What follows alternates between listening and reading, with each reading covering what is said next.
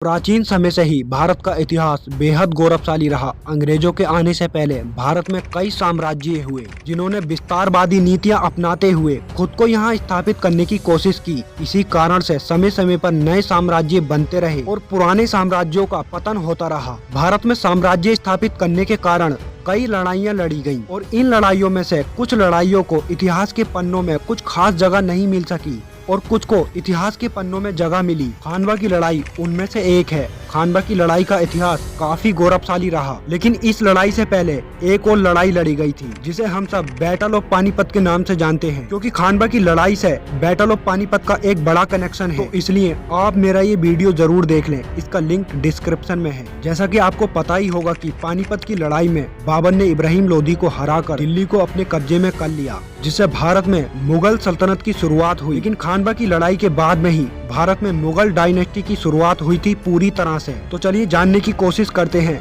Battle of खानवा के बारे में। बात 15वीं सदी के आसपास की है। बाबर काबुल से हिंदुस्तान फतेह करने के लिए अपने लश्कर के साथ निकला।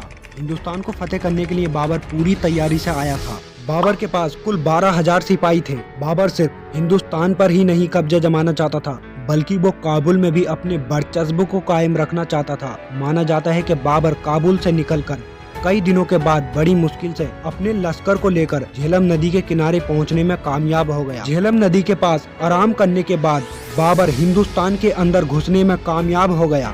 बाबर हिंदुस्तान में घुसने के बाद कई रियासतों पर कब्जा जमा चुका था। हिंदुस्तान पर कब्जा करने के लिए बाबर कोई भी बड़ा खतरा लेने के लिए पूरी तरह से तैयार था। गुजरते समय के साथ बाबर कई रियासतों को फतेह करता चला गया और अंत में उसने सन 1526 में पानीपत के युद्ध को जीतने के बाद दिल्ली में अपनी बादशाहत कायम कर ली। लेकिन दोस्तों, क्या आपको पता है कि इस पानीपत की लड़ाई के बारे में एक ऐसी भी बात है जिसे सुनकर आप हैरान हो जाओगे।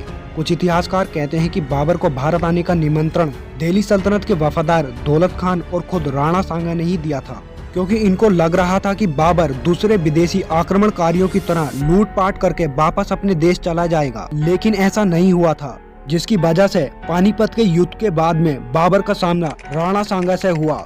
राणा सांगा को संग्राम सिंह के नाम से भी जाना जाता है। राणा सांगा राजा रायमल के पुत्र थे। उस समय भारत में कोई भी हिंदू राजा राणा सांगा के बराबर नहीं था। बहरहाल दिल्ली में बाबर का काबिज होना राणा सांगा के लिए एक बुरा संकेत था।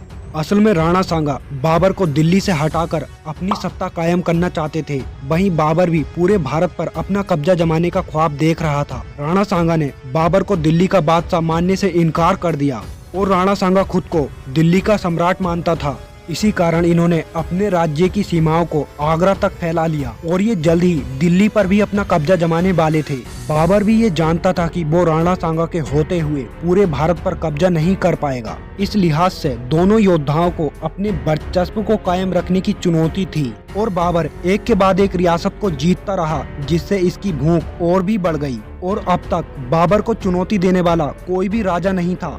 लेकिन राणा सांगा ने अभी भी बाबर को चुनौती नहीं दी थी, क्योंकि इन्हें अभी भी लग रहा था कि अन्य शासकों की तरह बाबर लूटपाट करके अफगान वापस चला जाएगा तो दिल्ली की गद्दी खाली हो जाएगी और वो अपना राज्य स्थापित कर लेगा। लेकिन राणा सांगा को पता चला कि बाबर हिंदुस्तान को नहीं छोड़ने वाला है। दूसरी तरफ बाबर दिन प्रतिदिन कालपी, बयाना, आगरा तक अपना वर्चस्व जमा चुका था और ये सारी रियासतें राणा सांगा के अंडर में आती थी। लेकिन जब राणा सांगा ने अपनी रियासतों को बाबर के अंडर में देखा तो तब इन्होंने जंग करने का फैसला लिया। इसी तहत राणा सांगा ने राजस्थान की सभी रियासतों को एक करके एक बड़ी सेना का निर्माण कर लिया। इस समय राणा सांगा के साथ हसन खां मेवाती, वसीम चंदेरी, इब्राहिम लोधी का छोटा भाई महमूद लोधी और विशाल राजपूत साम्राज्य जंग के लिए एक साथ डटे हुए थे। हसन खां मेवाती और महमूद लोधी ने ही राणा सांगा को बाबर पर हमला करने के लिए अधिक उकसाया था, क्योंकि बाबर ने इनके राज्यों पर हमला कर अपने कब्जे में कर लिया था। राणा सांगा अपनी विशाल सेना के साथ आगरा और बयाना पर अधिकार करने के लिए निकला। बड़ी जल्द ही राणा सांगा ने बयाना की मुगल ताकत को हराकर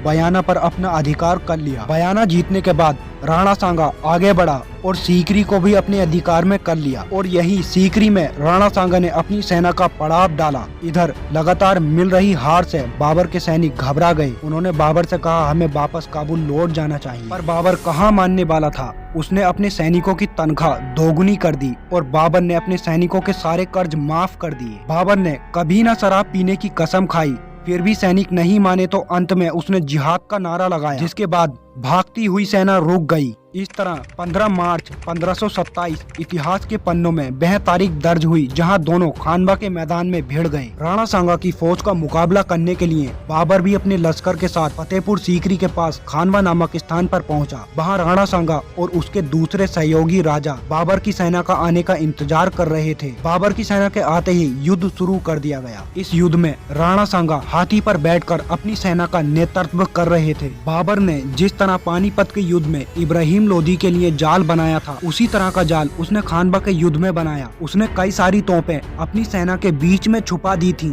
और इन तोप जैसे आग उगलने वाले हथियारों के बारे में भारतीयों ने पहले नहीं सुना था। देखते ही देखते दोनों तरफ की घुड़सवार सेना में टकराव हुआ। राणा सांगा को लग रहा था कि वो बाबर को आसानी से हरा देगा, लेकिन इनको ये नहीं पता था कि बाबर के पास उसका सबसे बड़ा हथियार उसकी तोपें थी। बाबर ने भी राणा सांगा की फौज पर तोपों से हमला शुरू कर दिया और तोपों के हमले से राणा सांगा के हजारों सिपाही मारे गए, जिससे गुस्सा कर राणा सांगा अपनी फौज को लेकर बाबर की तरफ बढ़े। लेकिन उनका ऐसा करना ही उनकी जान का खतरा बना, क्योंकि वो बाबर की तुर्गामा हिकमत अमली में फंस गए थे और बाबर ने अपनी सेना को पीछे से हमला करने का हुक्म दिया। इस हमले में राणा सांगा को बाबर ने लगातार अपना निशाना बनाया और तीरों की बौछार शुरू कर दी, जिससे एक तीर राणा सांगा को लगा और वो हाथी से नीचे गिर गए और इस तरह से जंग का पासा ही पलट गया और अब ये युद्ध बाबर के पक्ष में चला गया। ये जीत बाबर के लिए बहुत ज्यादा अहम थी, क्योंकि उसने उत्तर भारत के एक शक्तिशाली राजा को हराया था। खानवा का युद्ध ही था